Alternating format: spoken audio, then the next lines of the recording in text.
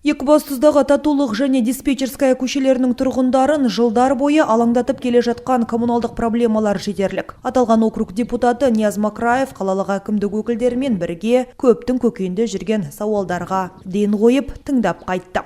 Было обращение. И именно первый вопрос у нас по тепломагистрали.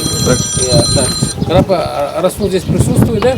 Белгілі болғандай, бір ғана жылу желісінен бірнеше үй осы уақытқа дейін қуат алып келген. Тіпті оның тозуы салдарынан тұрғындар түрлі мәселелерге душар болып жататын көрінеді. Кездесу қатысушылары дәл сол арада барлық құбырларды тексеріп шықты. У меня вот здесь сарайка и подвал. 2 года топило у меня вот это все. Мы живем как на вулкане. Үлкенде мендегі не болған? Переходной мостик. Бұл сасыды. Сол мостик кесіп алды, енді жоқ, анаған жоғалға шыға алмайды. Жас балада мереді, астынан өте алмайды. Анау жақ дайындалып жүр. У меня 2 года. 2 жыл қатарынан үйімнің маңын орталықтандырылған жылу жүйелері құбырынан су басты. Себебі бұл құбырлар менің бақшаның артқы жағын кесіп өтеді. Жолда жарылып жататын жағдайлар да болды.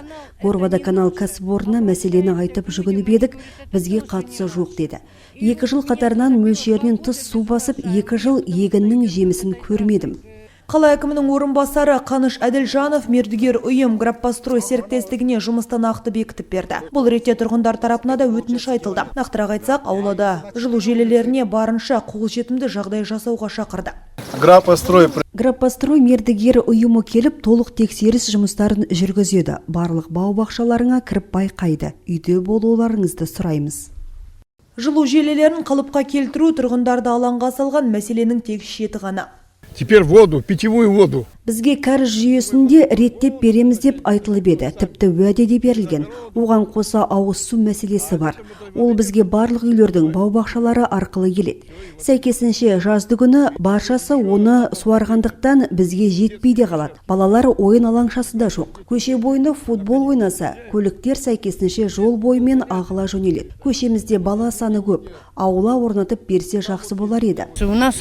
Бізде кәріз жүйесі бар, тек ресми түрде жұмыс жасамайды. Біз суды ағызғанымызға ақша төлейміз, сәйкесінше құдығымыз толып қалады. Тиісті тазалау мамандарын шақырамыз, олардың қызметінде өзіміз қаражат қосылып төлейміз.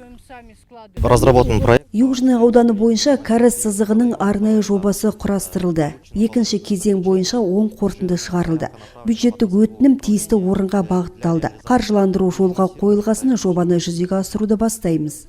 Кейін депутат Нияз Макраев Екібастұзға 40 жыл көшесі 41-ші үй тұрғындарымен де арнайы кездесті. Бізде міне Машхur Жүсіп көшесіне аялдамаға шығу үшін освещение жоқ, свет жоқ, жол жоқ шығатын. Міне көшеміз, үйдің көшесінің машина келетін көшесі тар, үлкейту керек. Ана скорый помощь келсе, кіре алмайды. Соны бірдеме болып қалса, соны біз рұқсат сұрап отырмыз мына бүкіл халықтан тұрып жатқан үйден. Қала әкімдігінің сәулет бөлімі автотұрақтарды ұйымдастыру үшін арнайы жоспар әзірлейді. Ал тұрғын үй коммуналдық шаруашылық бөлімі ескірген шағын ойын алаңдарын жаңартумен айналыспақ. Сондай-ақ құрылыс бөлімі шілде айында аулаға электр жарығын орнату жұмыстарын бастайды.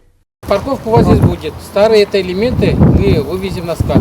Не то, что мы это, отдел жилищный коммунальное хозяйство, они вывезут. С понедельника займутся. Полностью должно быть асфальтирование. Аким города сам приезжал сюда, вы знаете, да? Так что это в проекте тоже есть.